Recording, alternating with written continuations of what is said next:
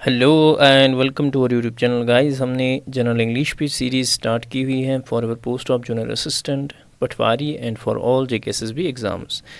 तो mock series हमने already start की हुई है और इसके अलावा हमने मॉक के साथ साथ जो है हम पीवाईक्यूज़ कर रहे हैं, प्रीवियस ईयर पेपर्स के कुछ क्वेश्चन कर रहे हैं और ये वीडियो जो है पार्ट 3 रहेगा आपके पीवाईक्यूज़ का। तो इस वीडियो में भी हम कुछ इम्पॉर्टेंट क्वेश्चन डिस्कस करेंगे जो जेकेएसएसबी ने प्रीवियस पेपर्स में पूछे थे।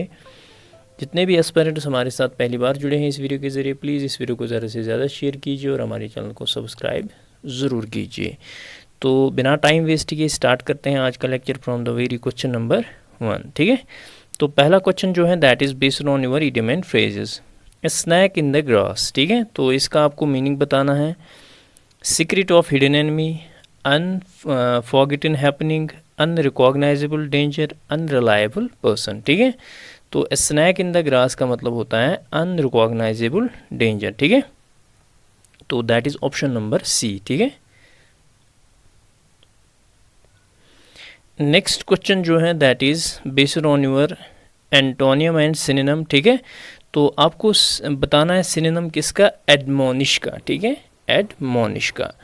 तो एडमोनिश का आपको मीनिंग पहले पता होना चाहिए कि एडमोनिश का मीनिंग क्या होता है। एडमोनिश का मीनिंग होता है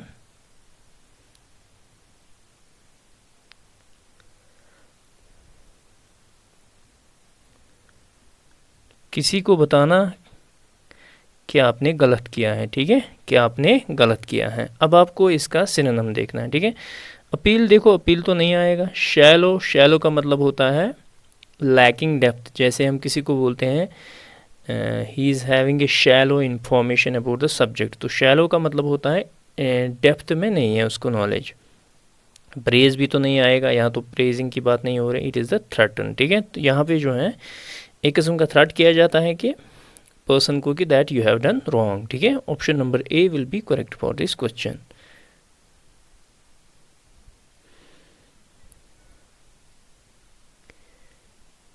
next question is antonym of annoy. ठीक है, तो आपको एग्नॉय का एंटोनियम बताना है। ठीक है, सबसे पहले आपको पता होना चाहिए कि एग्नॉय का मतलब क्या होता है। एग्नॉय का मतलब होता है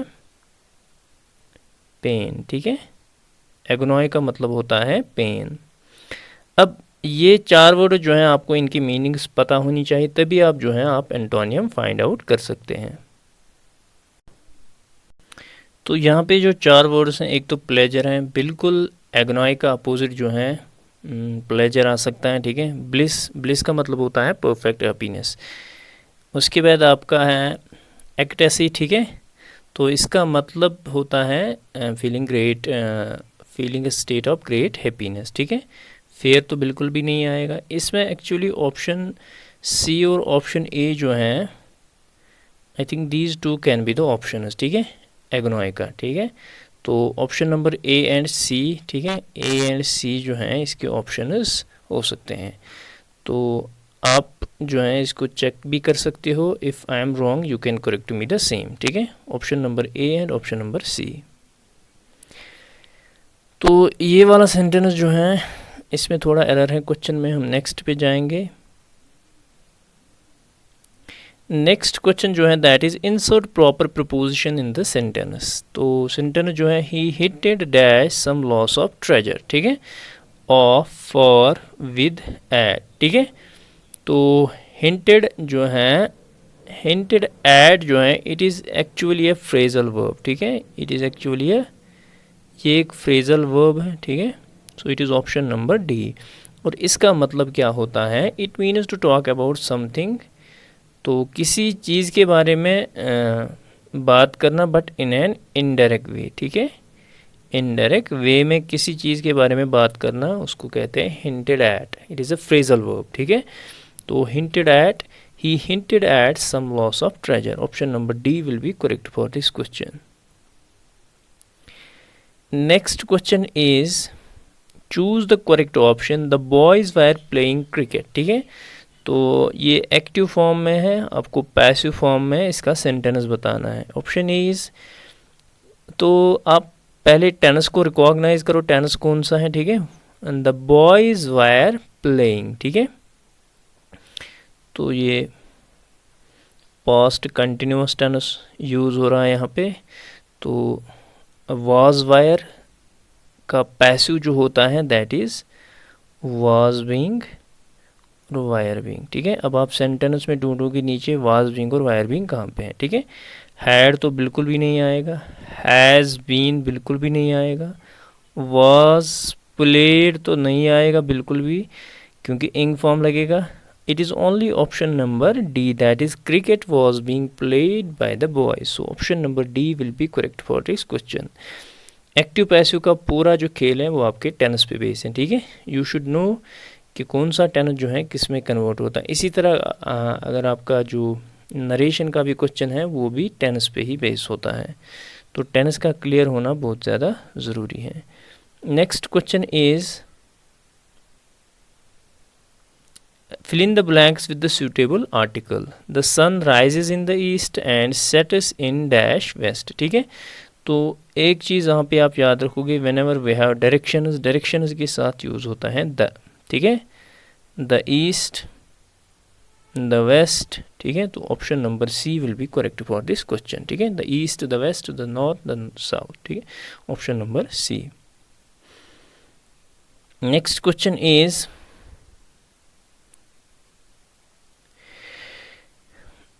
choose the correct option. If I had left early like every time Alice did, I dash sitting here now listening to all the rubbish, ठीक है।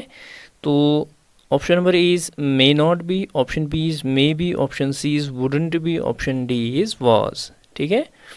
तो यहाँ पे जो है wouldn't be यूज़ होगा, ठीक है। would क्यों यूज़ है? एक्चुअली जो मोडाइल वर्ब है would, ये यूज़ होता है फॉर सम इमेजिनेशन। यहाँ पे इमेजिनेशन हो रही है कि इफ़ आई हैड लेफ्ट, अगर मैं पहले ही चला गया होता, ठीक है। एक इमेजिन अब कर रहा है, ठीक है। ये पास्ट का इमेजिनेशन है तो उसके साथ जो है आपका वुड लगता है। So option number C. Next question is pick out the clause in the following sentence. Neha played when evening came. Option E is Neha played. Option B is when evening came. Option C is played when evening. Option D is evening came, ठीक है। तो इस question का जो correct answer आएगा that is option number B that is when evening came, ठीक है। तो ये ऑप्शन जो है इसका करेक्ट आंसर आएगा। Next question is He said to us, why are you all sitting about there doing nothing, ठीक है। तो ये नरेशन का क्वेश्चन है, you have to change it from direct to indirect, ठीक है। तो first of all you should recognise the tense of the sentence. क्या है? why are you all sitting about nothing, ठीक है। तो यहाँ पे जो है आर सिटिंग, इसका मतलब है ये प्रेजेंट कंटिन्यूअस टेंस है, ठीक है।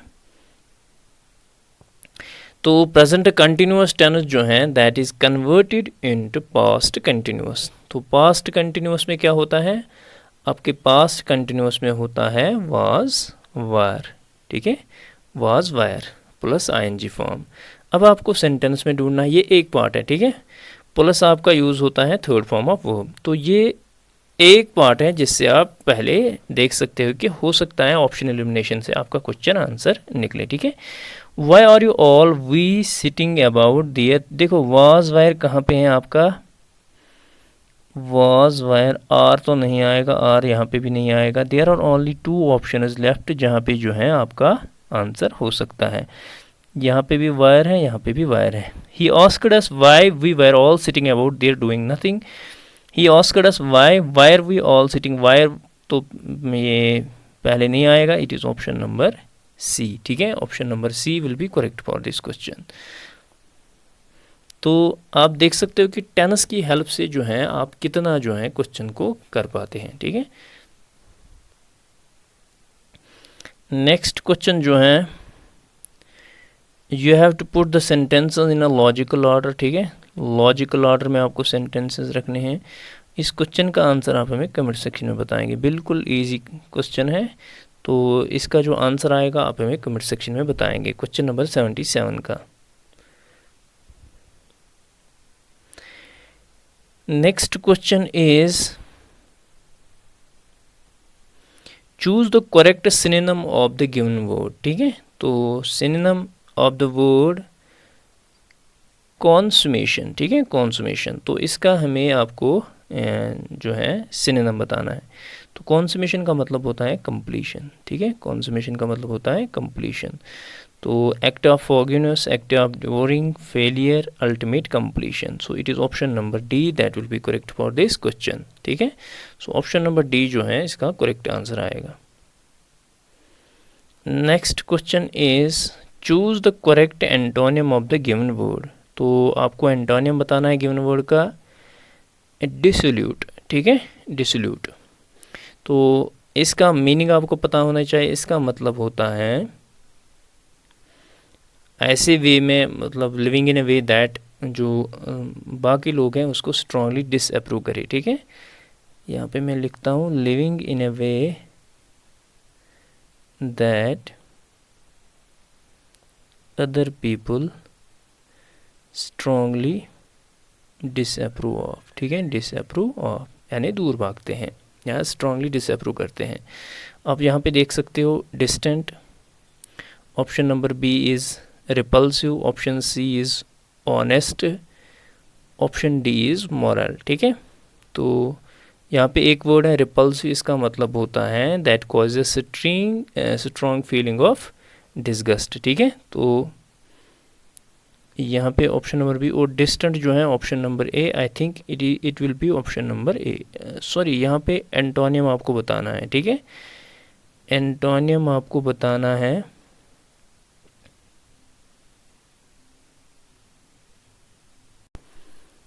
तो यहाँ पे जो क्वेश्चन में पूछा गया है we have to choose the antonym, ठीक है। तो यहाँ पे एंटोनियम हमें चूज़ करना है। तो यहाँ पे अगर हम देखेंगे इट विल बी मोरल, ठीक है, मोरल जो है, मोरल यहाँ पे इसका करेक्ट आंसर आएगा, ठीक है।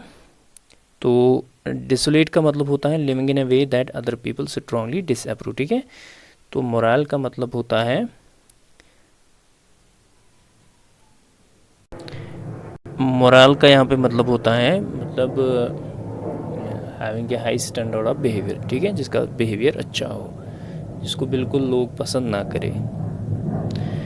नेक्स्ट क्वेश्चन पे हम मूव करेंगे। Next question is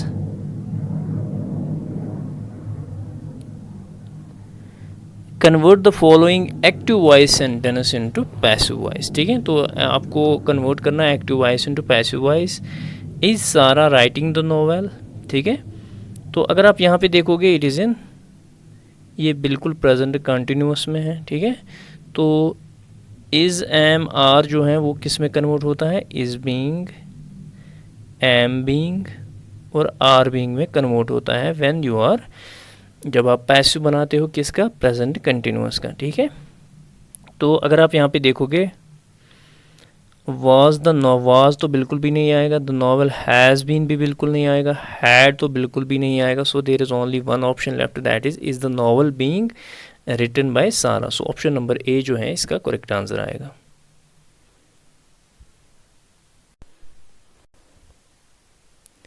next question is the traveller enquired dash the farmer if he could tell him the way dash nearest inn। तो द ट्रैवलर enquired यहाँ पे आएगा enquired to the farmer, ठीक है, enquired to the farmer if he could tell him the way to the nearest, ठीक है, to the near. तो सो option number D जो है इसका करेक्ट आंसर आएगा, टू आएगा।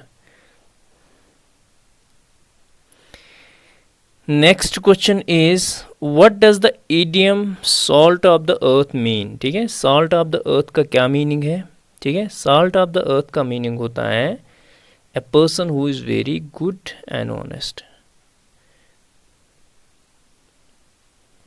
ऑनेस्ट या group of people, a very good और ऑनेस्ट पर्सन और ए ग्रुप ऑफ पीपल, ठीक है। तो यहाँ पे someone who is wealthy, someone who is genuine, good and honest, so it is option number B।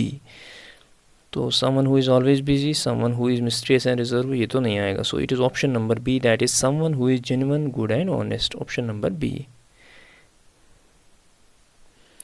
next question जो है that is in which sentence is the modal verb used to express necessity, ठीक है, in which sentence is the modal verb used to express necessity, ठीक है। तो necessity किस sentence में यहाँ पे यूज़ की गई है मॉडल वर्ब की, यू शुड टेक, यूजुअली जो नेसेसिटी होती है उसके लिए मस्ट यूज़ होता है, ठीक है, मस्ट यूज़ होता है। तो लेकिन जब यहाँ पे मस्ट है ही नहीं, so we can alternate use जो हम कर सकते हैं मस्ट का, we can use should. Should जो है यूजुअली रिकमेंडेशन या एडवाइस या सजेशन के लिए यूज़ होता है, लेकिन जहाँ पे मस्ट मिसिंग होगा we can also use should. You should take a break, ठीक है, ऑप्शन नंबर ए इसका करेक्ट आंसर आएगा। Next question is I will definitely help John he dash deserve it, ठीक है, I will definitely help John, he will deserve it तो नहीं आएगा, he deserve it, he deserve, he बिल्कुल deserve आएगा, बिल्कुल सिंपल प्रेजेंट टेंस है, ठीक है, simple present tense. So option number A जो है इसका करेक्ट आंसर आएगा। So this was all about this lecture. I hope आपको हमारा कंटेंट पसंद आ रहा होगा। जितने भी एस्पिरेंट्स हमारे साथ पहली बार जुड़े हैं इस वीडियो के ज़रिए, प्लीज़ इस वीडियो को ज़्यादा से ज़्यादा शेयर कीजिए और हमारे चैनल को सब्सक्राइब ज़रूर कीजिए। तो अगर इसमें से कोई क्वेश्चन जिसमें आंसर वगैरह का इशू होगा, you should also tell us in the, आप हमें कमेंट सेक्शन में बताएंगे। हो सकता है एंटोनिम सिनोनिम में ऊपर नीचे हुआ हो, तो कमेंट सेक्शन में आप जो है हमें बताएंगे। तो this was all about this video. मिलते हैं नेक्स्ट वीडियो में। Till then take care, bye bye.